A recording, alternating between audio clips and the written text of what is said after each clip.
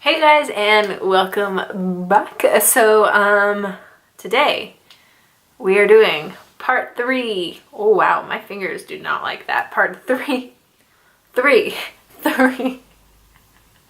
Doing part 3 of It Whispers. I am super excited. I think this is the end. I'm not sure. I haven't read it as the previous stories. I read them first impressions with you guys. So I'm really enjoying this.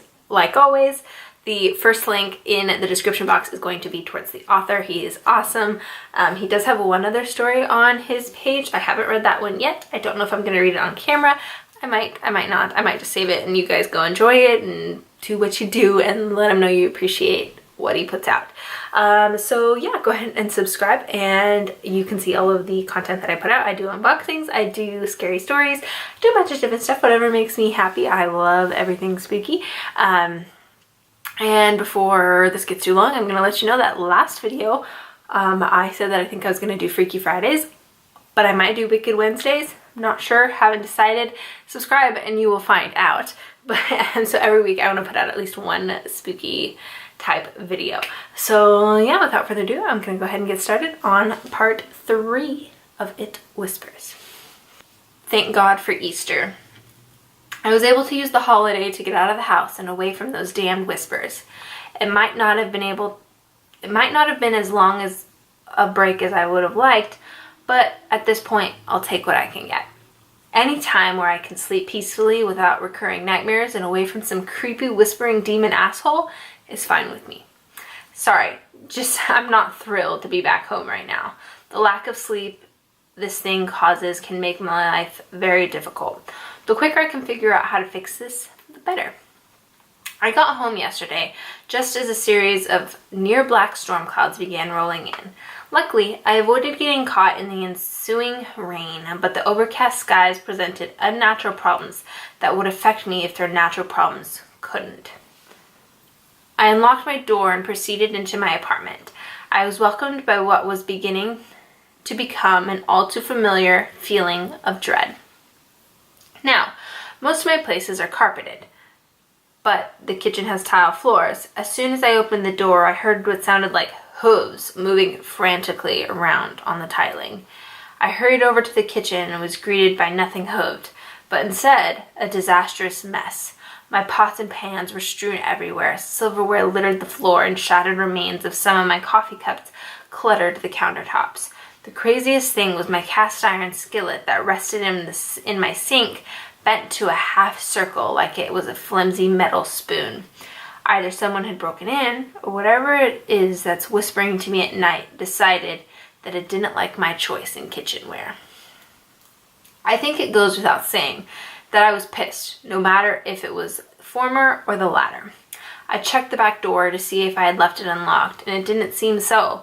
None of my windows would have been a viable entry point without physically breaking them either. So if this was a trespasser, it was a skilled home intruder who knew how to get in and out without leaving much evidence, but just decided to wreck my kitchen for the hell of it. Or the option that is somehow less appealing than a criminal ransacking my place of residence. I went to my room to see if it had been destroyed as well, but it hadn't. However, the thing was there. The shadow had grown to where it touched the ceiling now. Its eyes stared back at me as I entered the room, and the whispers quietly conversed amongst themselves. I realized that the only reason that it was there because it was an overcast day and the blinds were closed. So I promptly opened the blinds and rid myself of that thing for the time being. I knew it would be back eventually, but at least I would have time to concentrate without having to deal with the anxiety I get from the whispers. I didn't have all day, but I decided that I'd use the few hours of daylight I have left to do some digging and see if the internet had any viable answers for what this thing might be. Typing malice into Google didn't do me much good. That just came up with apples. So instead, I described the experience I had with the kitchen and decided to look up similar occurrences. Of course, to my dismay, the general consensus was that it was a demon. Great. A name that kept reappearing for me was Vasago. This was a demon described as a bit of a prankster, but also as good-natured. Whatever was whispering to me did not quite fit into that category. It was sinister, to say the least, and seemed intent on frightening me for some reason, unbeknownst to me. Nevertheless, I kept the name in mind. I quit the research shortly thereafter, as this was beginning to become a bit much for me.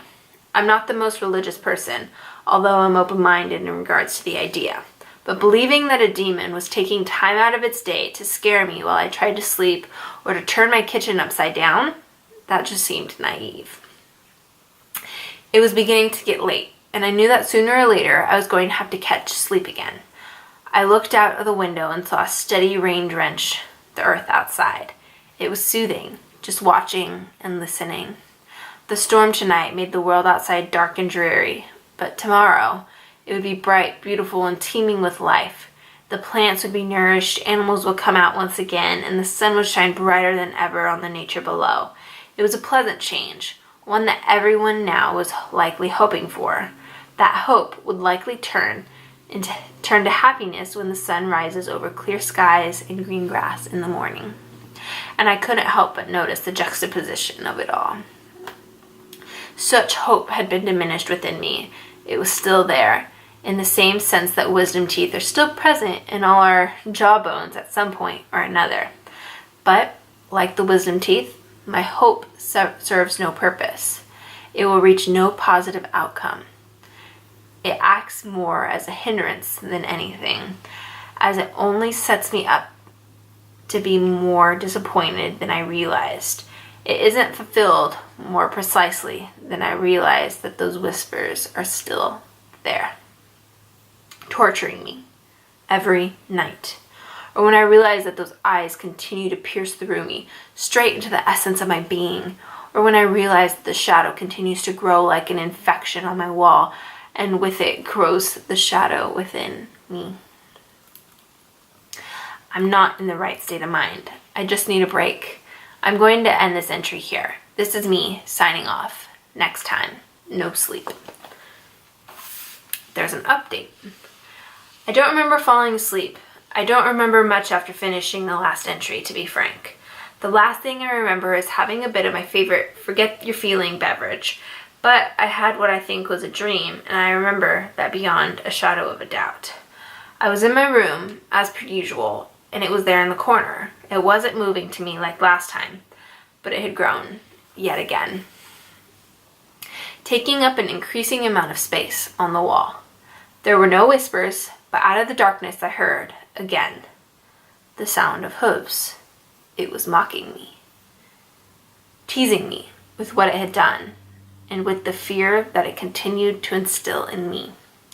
The eyes, omnipresent and omniscient, continued to stare ominously back at me as they always did. What was it going to do this time? How was it going to continue its nocturnal abuse on me? And then I got my answer. It began a small chuckle, foreboding and dreadful in nature, but mostly just annoying to me. The chuckle built into a deep laugh, slowly increasing in volume and menace. The thing continued to mock me, and I was helpless. I had no idea how to stop it, and I still don't as I write this. It furthered, climaxing into maniacal cackle that went on for what seemed like a perpetuity. And just abruptly as it had began, it had stopped. The eyes narrowed as if it was smiling at me from behind the shadows. It whispered to me, but not just from the corner. It was all around me. It was in my ear, echoing around the room, bouncing off the walls and reverberating through my skull. It built upon itself over and over, like playing hundreds of different songs over each other. My ears were ringing. I screamed in pain and covered my ears in vain. The whispers were in my head. I took my hands off my ears and they were dripping with blood. I passed out. I woke up. I wasn't in my room, but I was on my couch. And there was no blood on my hands or in my ears, so I deduced that it was, indeed, a dream, and I sure hope it was. It was strange feeling, though, because it certainly didn't feel like a dream, but it just had to be a dream. That's the only explanation. I didn't remember much of that night either. So many memories seemed to just be foggy in general. I probably just fell asleep and forgot about it. I realized that I did remember one thing though, for the first time ever. In that dream, I fully understood the whispers. I grabbed my laptop and immediately began looking up a rough translation. Deus est mortuus. God is dead. Okay guys, that's really good. So I don't think this one's the end. At least I hope this isn't the end, because if it is, what the hell. So yeah, go ahead and subscribe down below, comment down below, talk to me, whatever you want to do. I don't really care, because I just like to talk to you guys.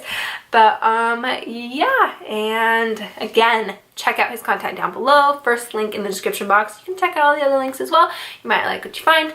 But yeah, I think we're gonna go with Wicked Wednesday. Seems like something I will enjoy. But yeah, stay tuned guys. Hope you have a great rest of your day. Stay spooky.